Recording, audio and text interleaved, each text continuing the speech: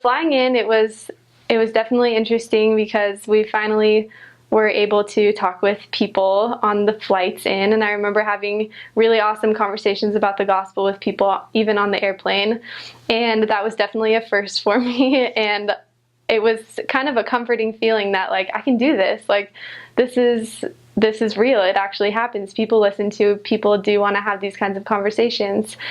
And I remember getting to the airport and seeing signs in the Russian alphabet and the Cyrillic alphabet, and that was definitely sort of the first sort of time that it hit me, like, I am in Ukraine. This is definitely a different experience. And so the mission president and his wife picked us up at the airport and drove us to the temple site where all of the transfers were happening. And it was there that we had training meetings, and I met my trainer.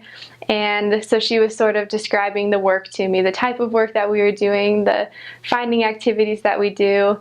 And it was really cool to realize that that was what I was going to be doing. And that day I got on a 3-hour bus and went to my first area. And I remember seeing just these white buildings that everybody lives in. They live in these white, big, huge white apartment buildings, and they all look exactly the same. They're very Soviet style. And I had sort of heard about them, but I never really understood that that was what I was going to be living in, and that's what everybody lived in. And that's where you knock on doors. That's where you meet with your investigators.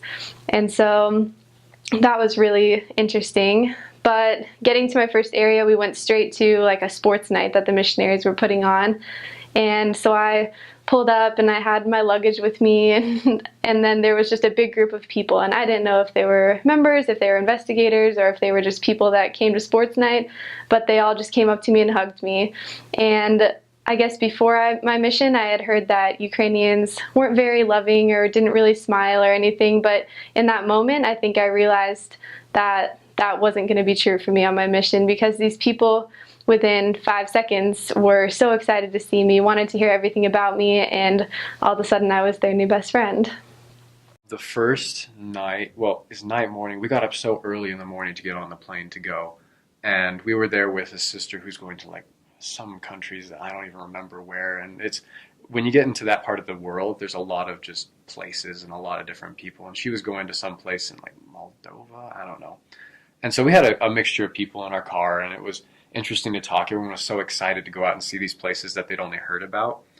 And I remember the plane ride is awful over there. I'm just going to put that honestly. It's like a 12-hour flight over the Atlantic Ocean, and that is painful. Mostly because you're so excited to get there, and so like waiting in a plane is terrible. Arriving in the mission field was cool because when we got there, there was the mission president, there was his wife, there was the driver, there were like 3-4 members who had come just to meet us, the new missionaries that were so excited to see us. And of course, like president's assistants were there. It was really cool because they greeted us and they took care of us. Everyone helped us with our bags. I don't even think I carried my own bag to the car. Everyone was so nice. The members really loved their missionaries.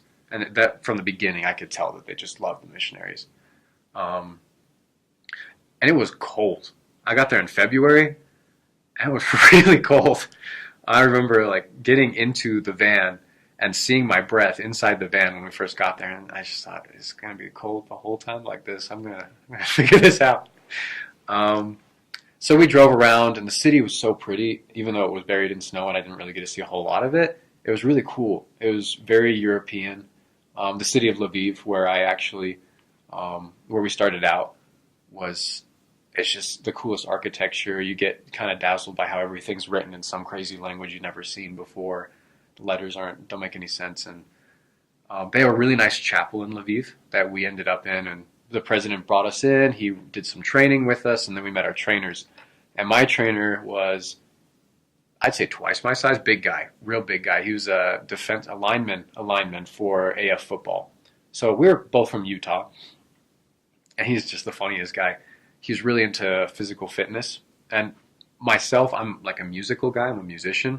So we didn't really like click there, but I was willing to work with him. And so I spent my first couple of weeks in the mission field just training he said we were going to train to run a marathon. With his last companion, he'd run over 300 miles with him in the transfer that they were together. And he intended for us to do that, I guess. So I was just training and I was learning how to do that. And so we'd run in the cold in February, and um, the mission is a lot different than you expect it to be, I guess. In the MTC, I thought it'd be this magical thing. We get there, we start teaching lessons, and I came into an area that was very slow. And so we had to find investigators. And at the time, we weren't allowed to go knocking doors. I think they changed that now, but we weren't allowed to knock doors.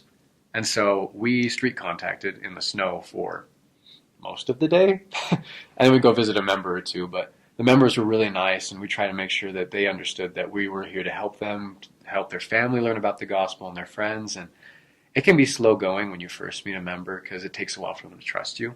Once they do, they become your best friends, which was really cool. So my first week in the country kind of went like that. I was learning people's names, about them, how we can work with them.